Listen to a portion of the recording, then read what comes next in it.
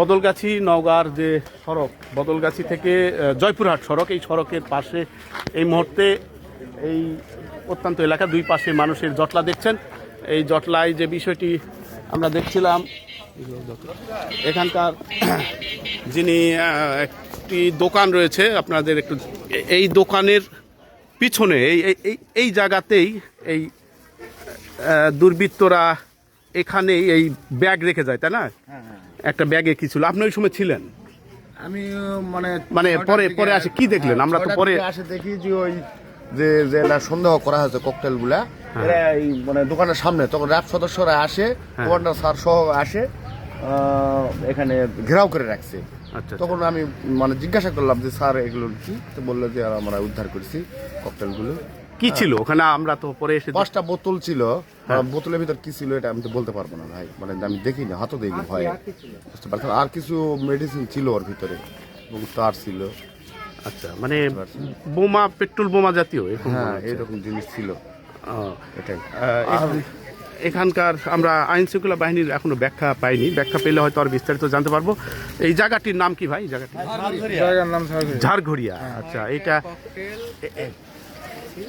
এখান থেকে জয়পুরহাট কত দূর? এখান থেকে জয়পুরহাট 16 কিলো। আক্কেলপুর ভাই, আক্কেলপুর 16 এখান কিলো। থেকে আক্কেলপুর 1.5 কিলো।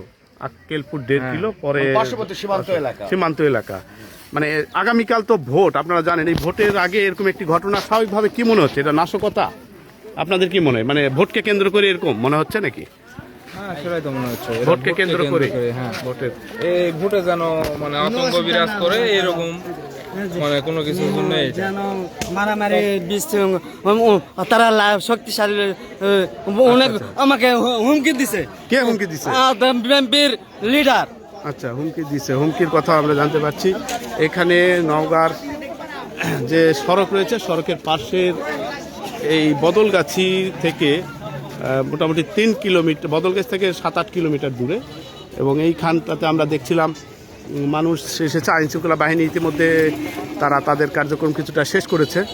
এবং রাস্তার পাশে এই দোকানে, আপনারা জানেন আগামীকাল ভোট, ভোটের আগে এরকম একটি ঘটনা স্বাভাবিকভাবে অনেক প্রশ্নের জন্ম দেয়। কেন রাখলো, কী উদ্দেশ্যে রেখেছে, এই প্রশ্নগুলো নিয়ে কিন্তু জল্পনা কল্পনা আর চলছে।